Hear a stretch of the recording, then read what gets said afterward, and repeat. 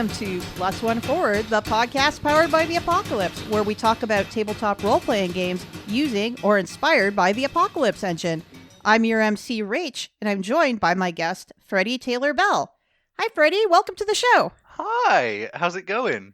It's great to be here. It's great to have you on. It's going pretty okay for me here. We're starting to get into like the dog days of summer in Toronto, so I think that actually might be a good time of year to talk about your game, but we'll get around to that in a little bit. So, Freddie, how long have you been playing PBTA games? What was your gateway? My gateway to PBTA games was Dungeon World. A friend of mine, me and him used to play like solo D&D games together. Okay. Like 5th Ed D&D, and after a while he was like, man, we've had to hack so much stuff to make this work solo. Why don't we just do Dungeon World instead? And I said, gee, Dennis, what's Dungeon World? And he leant in close and said, well, let me tell you. And it's been a slippery slope since there, I'll be honest. Let's go on to our first segment, Read a Sitch. Read a Sitch. In Read a Sitch, our guest will talk about something regarding Powered by the Apocalypse play or table culture that they feel should be spotlighted a little bit more. Freddie, I described to you Read a Sitch. You came back with a really interesting topic. Yeah, I wanted to talk a bit about how easy it is to transition from like player to designer when you're playing Powered by the Apocalypse games. Yeah, it was a really interesting idea because I don't think in an MC or a GM position, we often think of ourselves as being a designer for the campaign at the table, maybe like a storyteller. But when people say designer, the big D word, as it were, you think of someone who is out there publishing games. But to pull it back and putting the MC in the designer position, what do you think about Powered by the Apocalypse that leads a GM or an MC to be more of a designer than not? I think it was definitely like Dungeon World that made me realize this myself. And it's because everything is tied to a move, right? Mm-hmm. You as the MC, the narrator, if you want to make a cool monster, you can just make a cool move specifically for when you deal with that monster, right? Like, when you are covered in the acidic breath of the zombie dragon, roll plus con. You can just make moves like that. Nowhere in the book does it give you instructions on exactly how to do that, but you just made those mechanics entirely on your own to fit what you're dealing with. You want to make a magic item? Make a move for it for when you wield Lloyd's Longsword of Lewdness. You can just make a move to fit anything you want. And I think the moment you're making custom mechanics like that, you're definitely doing games design, at least at some level. You bring up the excellent point of nowhere in Dungeon World in particular does it say how to do this. So you have your MC, might be very established MC, who's put in the position of, I don't have a move that corresponds to what I want to have happen. Where would you recommend that MC to start looking to get an idea of how to build these custom moves? If you're looking to start making like custom moves, you just need to look inward, really. You just need to like have a clear picture in your mind of the thing that you are trying to mechanicalize and just write ideas down. Write something down that you think is cool. When you get struck by the soul-stealing monks of the Forbidden Temple, roll plus whatever to not have your soul severed, whatever that means. It's just very easy to just create extra consequences for what happens. Or if you want to make a wolf talisman that makes you incredibly fast and agile and strong in a fight, you can take a pre-existing move like hack and slash and say, hey, when you would do hack and slash, do this move instead. And it's like an advancement or an adaptation on a pre-existing mechanic. Mm-hmm. I think it's far easier to just conceptualize what you want this thing to be, look at pre-existing moves and be like, okay, how is what I'm thinking different to these things? Because, dealing with being covered in a zombie dragon's acid breath could just be defy danger. But no, I want there to be specific consequences for what failure here means. And, on a 7 to 9, I want you to have to pick, do I lose equipment, take a debility? I want to put those choices to the player instead. Yeah, no, I follow. Are there specific games that you would recommend an MC to look at beyond the game they're running right now? Perhaps they're playing Dungeon World and they aren't quite finding the right move to hack and pull apart to make this custom move. Are there games you would recommend a MC to look at to get a better sense of how these moves flow and maybe spark inspiration? Okay, well, it's not like an entire game of its own. The thing that I would like point at and say, if you need inspiration for moves, look at this.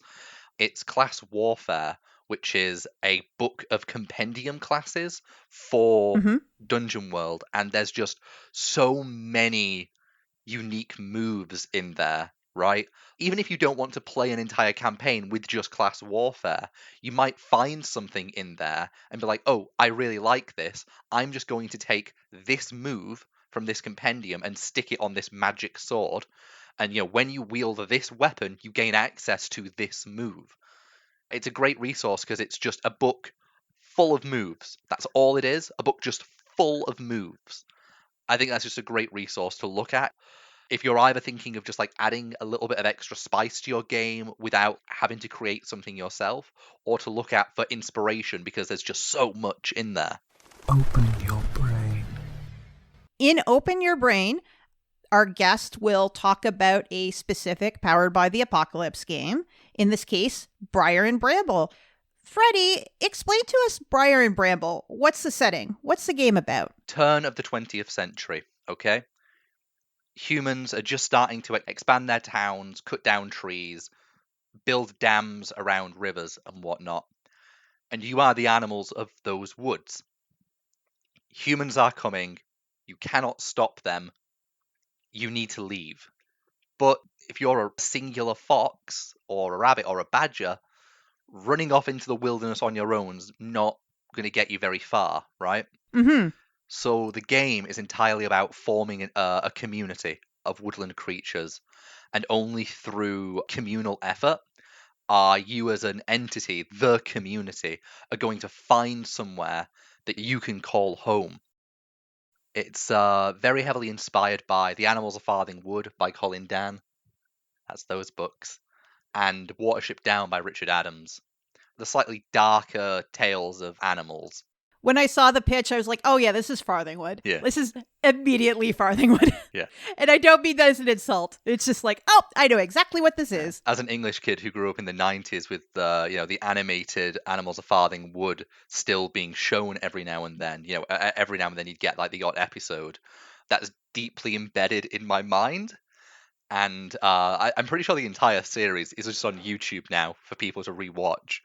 I watched a ton of it when I was working on the first draft of it, to like remind myself of what it actually is and to get myself back into the mind frame of that. And I made my fiance watch Watership Down, which she had never seen before. Oh my, that must have been a... No, which Watership Down? Are we talking good like one. the original animated movie? The good one? The one without James Corden, the good one. Yeah, no, I think my partner's seen Watership Down. I don't know. Definitely not Plague Dogs. But yeah, I got Watership Down vibes. I think Watership Down might be the touchstone that a lot of American listeners are more familiar with because I think that it was more accessible. Farthingwood got aired in Canada, the animated series. And I read the books about like 10 years ago as an omnibus. So they're kind of accessible, but I don't know if they're as well known. But yeah, like Watership Down, I think people are pretty familiar with. Yeah. Darker Tales, both of those stories start with animals hanging out where they live. Humanity decides to ruin everything, as humans tend to do, and they now have to find somewhere else to call home. And it is dangerous to do that.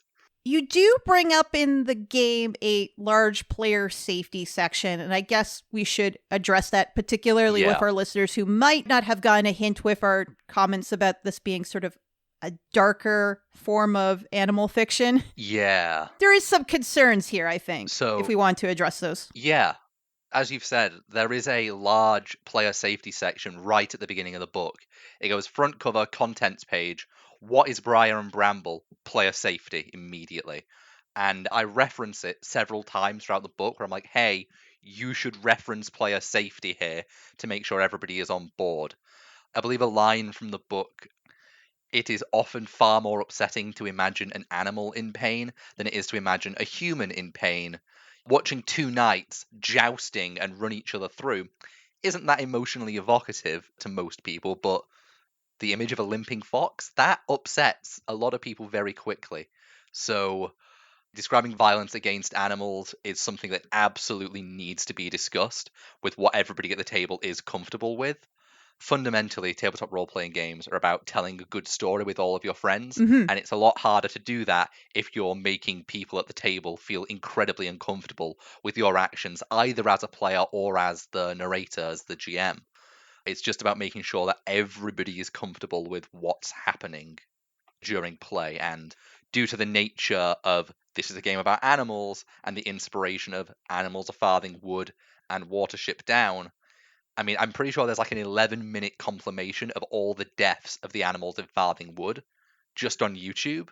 It can very easily be that type of game, but it doesn't have to be if you don't want it to be. Yeah, I just wanted to spotlight it now that it had occurred to me as we were discussing it, particularly for our listeners who might be sensitive to that type of subject matter, especially as we go forward in the interview. Please tread carefully, everyone. What's different in your game compared to Apocalypse World? Well, Briar and Bramble, as I said, is entirely focused on the community. Your playbook isn't what makes you super shiny and special, right? Mm-hmm. It's what role you fulfill for your community. So the focus is far more on the community as an entity than it is on any individual character. It's about making sure that the community can survive, not that any individual character can become the hero of time or whatever. It's only game over if the community as an entity breaks apart. And the community has its own playbook in your game, correct? Yeah, it does. It's a bit different from the normal playbooks of an actual playbook. It's got tags, it's got some moves of its own, it's got a conflict clock. But yeah, there is a handout for that, which everybody at the table should be able. There should be one that you can all see and see what's going on with it. It is by no means something that the narrator only should keep secret to themselves. It is for everybody. Why? Because we're all kind of playing this playbook at the same time. Yeah, it's this playbook is sort of an extension of everyone's playbooks. We're all involved. We all have different roles and different facets of the community, so it's accessible to everyone. Yes. What's your favorite move in the game and why? I took this inspiration straight out of Masks, the teenage superhero one. Yep. And it's the concept of a defining moment. Every playbook has a move that you can only unlock by fulfilling set criteria tied to your playbook. And it's when you perform your role to the nth degree. My favorite of the defining moments, I think, has got to be The Guardians, which says, when you stand against an insurmountable threat in defense of your community, you face a threat alone, and in so doing so guarantee the safety of your community from that threat, regardless of what happens to you. Reset your harm clock and face this foe. It's your Gandalf facing the Balrog moment. It's, fly, you fools. I'll hold them off while you get out of here. And it's an insurmountable threat. You can't win here. But it's one of those, at least I can protect those that I care for, even if I can't win sort of moments. Being familiar with the source material, think of moments in wildlife fiction where that becomes a defining moment for a character is making the big final stand. You do reference Lord of the Rings, but I can think of that across any multitude of novels I may have read as a kid. Yeah, absolutely. There are definitely moments like that in so many facets of fiction and non-fiction. There's a story in English history where a single Viking stood on a bridge and held off. I think the story says 30 soldiers on this one-man path, while the rest of the camp woke up and put their armor on, ready to deal with them. And this one guy is just on a bridge, holding off an entire army. I am very excited to start playing some Briar and Bramble, so I think it's time for Act Under Fire. Oh, hell yeah. It is time to act under fire. In Act Under Fire, our guest is going to run us a short example of play of their game. In this case, we are going to get into the Briar and Bramble, literally, I think, here. Yeah, gonna crawl through some Briar and Bramble. Gonna form a community. It's gonna be great. So, what sort of character are you thinking of playing for this? At your suggestion, I'm going to play a diplomat. And you did bring up in the game that while it is inspired by English animal fiction, the animals don't necessarily have to be indigenous to the UK. So, being from Toronto, I'm going to play a raccoon because they're the best. They're very good. Yeah, all animals are welcome, so long as you don't look out of place standing next to like a fox and a rabbit. You're fine. So possums, raccoons, beavers, all acceptable. We're all welcome here. So my raccoon is named Claire. She has a +2 in social, a +1 in senses, because I think that makes the most sense. Raccoons have very good senses, large component of their brain dedicated to their senses, sense of touch especially. 0 in fierce because, it's a raccoon, and -1 in reflexes. And if you've ever seen a raccoon, you know why it's -1 in reflexes. They kind of waddle a little bit. They aren't very fast. They're tricky, but not fast. Okay, so Claire the raccoon, playing as a diplomat with a focus in social and sense. Yes. That sounds great. Let's talk about the woodlands. We're zooming down from up above. We can see a human town, and off to the side of it, pretty close by, we can see this picturesque English woodland. Mighty oak trees. There's Briar and Bramble TM all over the floor. There's falling leaves. Beautiful. Where do we find Claire the raccoon? What does your home look like? I'm going to go with Claire as a raccoon that, despite the stereotype, doesn't really interact a lot with humanity. She's more of a rural raccoon. I imagine she's got, in a big oak tree, there's a hollow that is kept well clean, but there's no remains of humanity in there.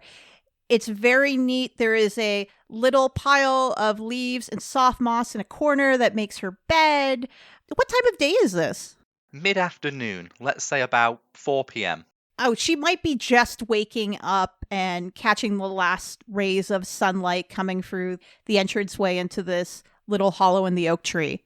Okay, so we see Claire rolling out of her pile of soft moss, giving us a big stretch and a yawn as, they're preparing themselves for their day or night, as it were. And as you're finishing that big stretch and a yawn, you can hear a repeated drilling, knocking, pecking sound just outside the hole in the oak tree. There's very clearly a woodpecker or something right there knocking on your door. Not that you have a door. The door panel, as it were. Yeah. So Claire is going to ponder that for a moment and then stick her head out cautiously to get a sense of who's out there, and if it's a woodpecker I've met before or some other creature. Absolutely, yeah. You stick your head out, and there's Orville, this beautiful red, white, and black woodpecker smashing his head into the side of your home. And as you stick your head out, he stops and looks at you.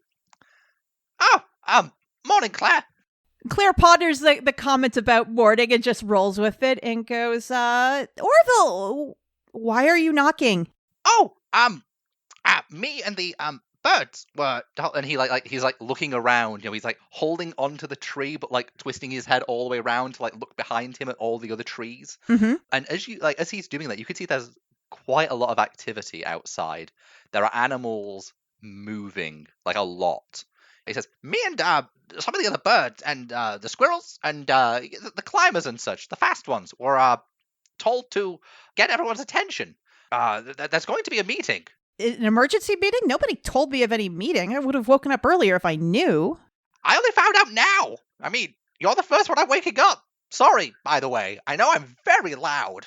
Yeah, you are, she says. And I think Claire's gonna stumble but walk down the tree head first in the weird way raccoons can do that. He just sort of takes off and lands on the ground and waits for you to get down the tree. And he gestures with his head and wing off to one side. He says, just head towards the glade, where the small hill is. I think that's where it's going to happen. I've got to, and he twists his head around, very looking for a tree that isn't occupied. I gotta get some more people. I'll try to tell anyone I come across on my way, okay? Right, cheers. And he just like awkwardly takes off the ground to like go to another tree. Claire is going to waddle out towards the glen. Is there anybody that she might see along her way? Yeah, as you're like making your way over there, you see basically all of your neighbors either being rudely awoken by birds screeching into their homes or by a squirrel climbing up to their nest, or you do see one squirrel jumping out of a fox's burrow as it snaps after them. It looks really grumpy. I'm going to make an intervention in that moment, I Okay. think. Okay. Because one of the moves I have is we're all friends here. Yeah. So I'm going to read out that move. When you attempt to diffuse a tense situation within your community, roll plus social, a squirrel annoying a fox and triggering that aggressive instinct, predatory instinct, as it were. That seems like a tense situation. That's pretty tense. Okay, Grant. So why don't you roll plus social, and we'll see what happens. Oh boy, bad things for my dice. That's a 5. Ooh, that's not good. So the fox snaps as a squirrel darts out of its burrow, and the squirrel like goes for a tree, but the fox is just upon it, looking down at it. You enter the scene, trying to like calm it down, and the fox is growling, but he stops for a second and he looks at you, and he's just staring at you. What do you want? I think it's a waste of effort if we're being so grumpy at each other. I mean, I got woken up too. It seems to be an emergency. An emergency? Do you know what's an emergency around these parts? And he looks at the squirrel, and he looks back to his den, and there's a couple of fox kits sticking their adorable little faces out. And they're adorable for 1 second while they look at the squirrel hungrily. It's an emergency when it's been a few days and you've not been lucky enough to find dinner for your kids. And then... And he turns his head away from you and like really gets close to the squirrel, who is just back against the walls, like really panicked looking. Like this squirrel is terrified. And then dinner walks into your home and wakes you up. Claire is going to get a little bit harumphy at this. As cross as a raccoon can look, which is pretty cross, and say to the fox, well, can it wait 5 minutes until we figure out what this meeting is about, and then you two can resolve your situation? He like pulls his head back from the squirrel and looks at you, and then kind of looks around the rest to see all this commotion. There's a lot of people on the move here. Even one of the dogs from the town, who sometimes interacts with the community, is here. Anybody who's anybody is going to the glen for this meeting. And the fox licks his lips, looks back at the squirrel and says, tell you what, I'll race you to the meadow, eh? Then he starts to count down from 3. And as he gets to 2, the squirrel bolts towards the glen. And then when he finishes counting down, he darts after him. Claire makes a mental note of the fact that there was a dog from a nearby household that's coming to the glen as well, and considers for a moment that perhaps if the fox is going to be this much of a jerk, maybe she should ally with that dog to see if she could use the dog to diffuse the situation as it goes on. So the dog is definitely a beagle in that case. It's a dog that sometimes interacts with the woodland community in a friendly kind of way.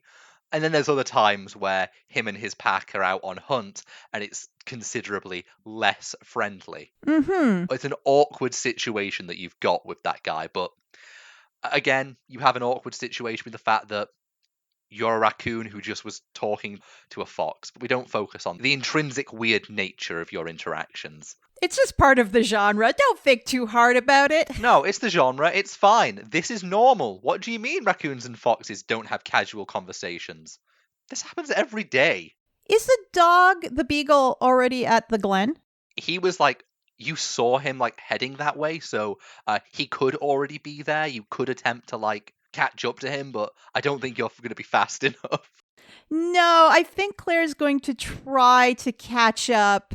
If it is a situation where you think just like, again, waddling raccoon versus a competent beagle going through the underbrush, I'm okay Yeah. for being that. That's not even a roll, Rach. You can't. No. I think a raccoon waddling along versus a rather excitable beagle quite energetically making his way through. You're not going to be able to catch him before he reaches the glade. But you do reach the glade. And again, anybody who's anybody is here. They've all gathered and they're all stood around the hill.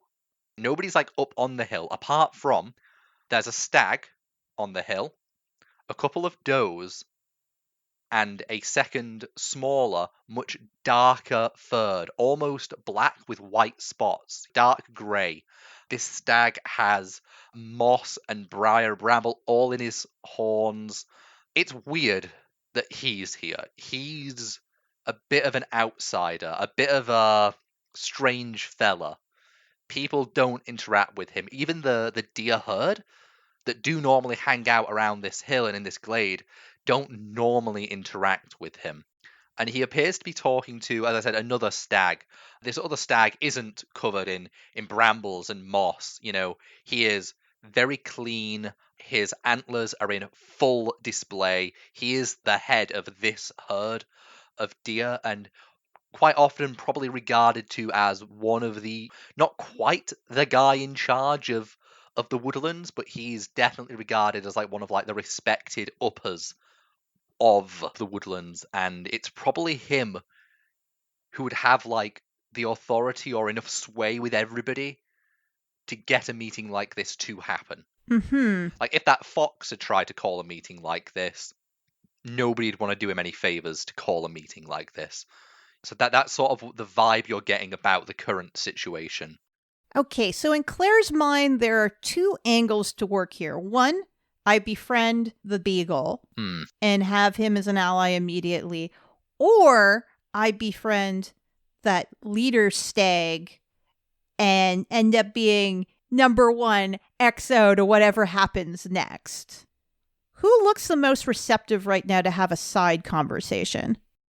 Well, right now, animals are sort of like gathered in a crowd, sort of in front of this small little hill, with the stags conversing at the very top with a couple of does milling around on the hill itself. So you wouldn't really be able to have like a private side conversation with one of them without everybody seeing you go up the hill to go and have that.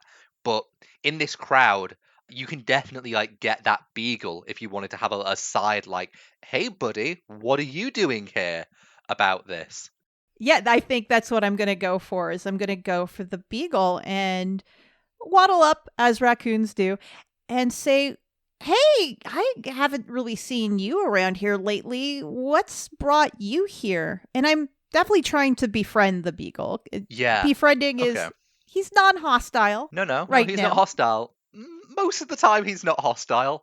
Yeah, absolutely. If you want to like roll the befriend move. Okay, so I got a 10 on that. Fantastic. Yeah, so you walk up to this beagle and what do you say to him? What grabbed your attention? Why are you here today? Just genuinely shocked. So this beagle is like eyes wide open, very bright, very alert, like looking around, tail going 1,000 miles an hour back and forth, just like very excited, tongue out, like, and then like you say that, and he looks down and goes, "Oh, hey, how are you?" The bird came and told me that there was going to be a meeting. Yeah, there was going to be a meeting, and he starts doing that like little dancey things dogs do with their front two paws, where they like go back and forth when they're really excited.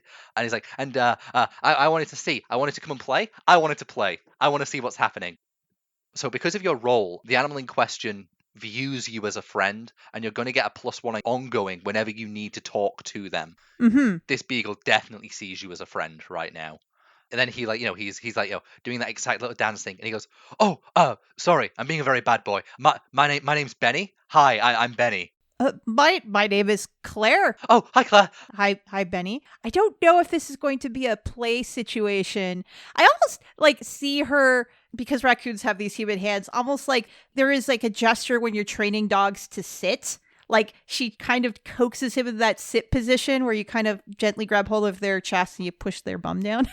You're trying to like gesture for him to sit. Just have a sit. I think like he realizes perhaps that he's getting a bit too excited here and he can see what you're doing. He goes, "Oh, yeah." And he sits. He just like plonks himself down immediately, but his tail, like he sits next to you and his tail is still, and he starts like thwacking you in your back as his tail's still going 1,000 miles an hour as he's just like so excited. There's so many people. There's so many friends. There's so many many new smells. friends, he says. So Benny's tail keeps hitting you in the back, and you take a step away so that he doesn't keep thwacking you. And as you do, everybody seems to quiet down as the stags like stop conversing with each other. And the one that doesn't have brambles all over its horns, Buck, steps forward, looks down, very regal, very imposing figure. The sun's just behind his head, very radiant figure. He looks down at the gathered crowd. "Friends of the forest, I've gathered you for a very important decision." He just lets that sit for a moment. "It's been brought to my attention that our woodlands," and he gestures around with his face at the woodlands behind you and around you, "may not remain safe much longer." And immediately there's like, "Oh, what do you mean not safe?" There's immediate like hustle and bustle of like, what does he mean not safe? He turns to this other stag that's with him and he like gestures, "Come on, say your piece." And this other stag steps forward. "Friends of the forest, I've had a terrible vision of things to come." As he says that, a couple of the creatures are like, "Oh no, he's had a vision." And a couple of them are like, "Oh, another vision." There's definitely some mistrust about this weird stag and what he thinks he sees. "I've had a terrible vision of things to come, things that will come in the very near future." He looks out past the forest to the smoke that's rising from the town, from the chimneys that are being lit. And as he stares at that smoke, he says, "Man will come with fire and axes and hounds." And as he says that, Buck looks down and stares at the beagle with just absolute disdain. "They will tear our home apart, root by root, nest by nest, burrow by burrow. This land will not be safe much longer." There's a lot of murmuring right now. Buck looks down and he says, "And I for one believe him. Often his visions are vague, and often his visions are untrue. But should this vision hold true, it would be the end for us all." The moment he finishes talking, it erupts. People start freaking out. There's people like shouting just abuse at the strange stag about his like stupid vision. "My family's lived here for 5 generations. What do you mean? We have to leave." There is a hell of a hullabaloo kicking off right now. Mm-hmm. What is Benny's reaction, the beagle? Benny's reaction is his tail has stopped wagging and his eyes have dropped, and he's like, "Oh, oh no, oh no, oh no, oh no." He looks like very upset about what's happening. This guy wears his emotions on his sleeves, you know. He can't hide how he feels. He looks very sad by the situation. He's whining a little bit. He looks down at you, and you can see he looks just so sad. Benny, what do you know about this? Claire asks. He looks at you, and he's like among the commotion, and he goes, "Oh, well, I think we must be getting ready for a hunt, because they've not fed us for a couple of days, and they've been giving me things to smell. So I think a hunt might be coming soon. Oh, I hope it's not this hunt." And he looks around like at the very upset crowd. I think Claire's gonna take this opportunity to grab Benny, and we're going to go up to the front. Okay. Because having a vision is one thing, but having relatively tangible evidence that something is going to happen is like completely another thing. Okay. So you're going to try and like lead Benny up the hill to address everybody, or are you just trying to like come forward from the crowd? come forward from the crowd with Benny, because Benny's not going to address the crowd. Benny doesn't have the competence to do that. He's going to be Exhibit A. Yeah, okay. You two make it forward to the front of the crowd. Again, it'd be a bit hard for you if you were on your own, but you've got like a whole ass beagle to walk through this crowd of rabbits and hedgehogs. You and him get to the front of the crowd, and as you do, Buck definitely sees the two of you coming forward, and he just has this look of disdain for this beagle on his face. Claire's going to look at Buck and say, if Benny here was going to hurt any of us, he would have done it already. Oh, no. You're fine, friends. you're fine, Benny, you're fine. I'm a good dog.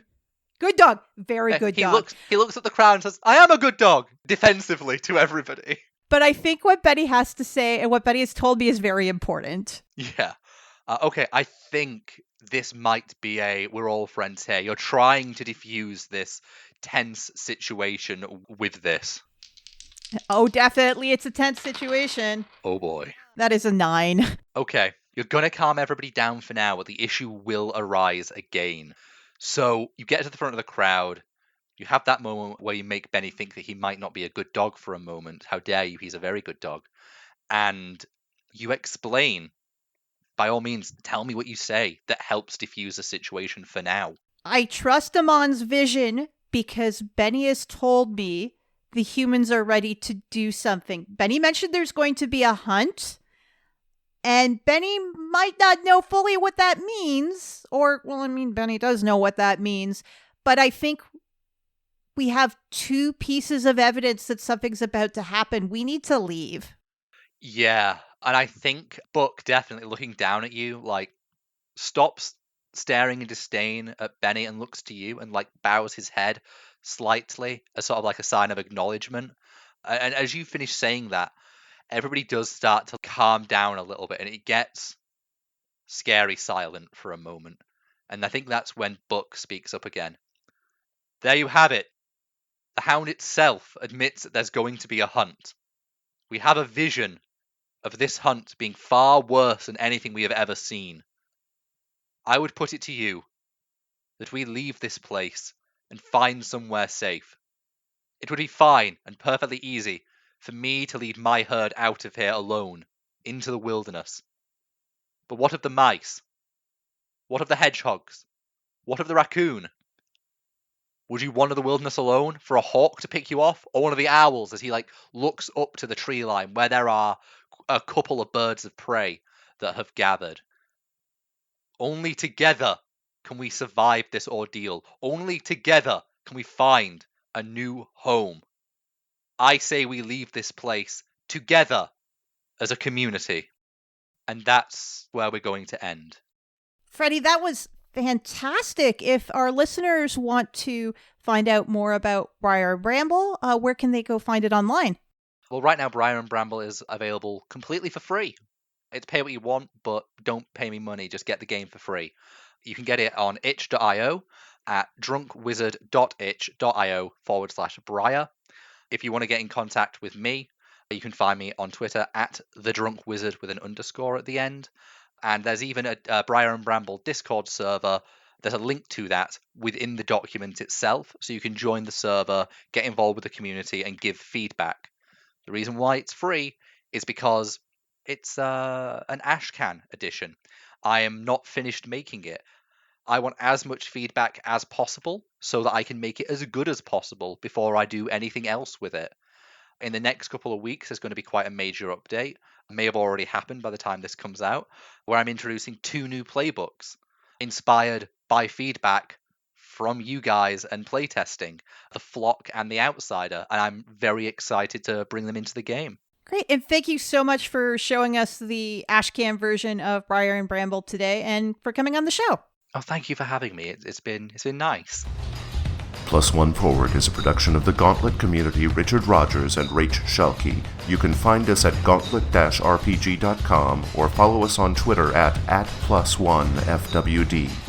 If you would like to support our show, visit our Patreon site at patreon.com/gauntlet. The games mentioned on this show use the Apocalypse engine, which is a creation of Vincent and Magay Baker. The music for Plus One Forward is from the Savage Aural Hotbed CD Gomi Daiko. The songs used are Gomi Daiko, metal version, and Drowning Attitude. You can find more amazing tunes by Savage Aural Hotbed on their website, www.savageauralhotbed.com.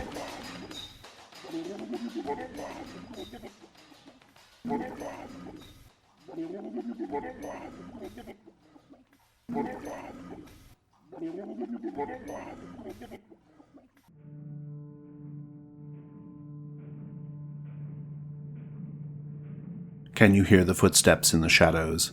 Can you smell the metal tang of blood on the air? Can you feel the veil between worlds slipping away with each heartbeat? The Between is here. The Between is a tabletop role-playing game about a group of mysterious monster hunters in Victorian-era London. These hunters learn about monsters and killers throughout the city and conduct investigations in order to neutralize them. Over time, they become aware of the plans of a criminal mastermind who is pulling the strings behind the scenes. They will eventually be forced to confront this mastermind in order to save Queen and Country. The Between is directly inspired by the TV show Penny Dreadful, but also takes inspiration from British horror classics, the works of Sir Arthur Conan Doyle, pulp-era media, The League of Extraordinary Gentlemen, and from Hell. It's powered by the Apocalypse and uses the mystery system from our hit game Brindlewood Bay. The Between comes with a 129-page rulebook, 7 playbooks, 10 scenarios or threats, a mastermind campaign sheet, reference sheets, and a supplement called London at Night, The Unseen. The Between PDF is available now on the Gauntlet Patreon. Just go to patreon.com/Gauntlet. The Between will be available on DriveThru RPG starting June 14th.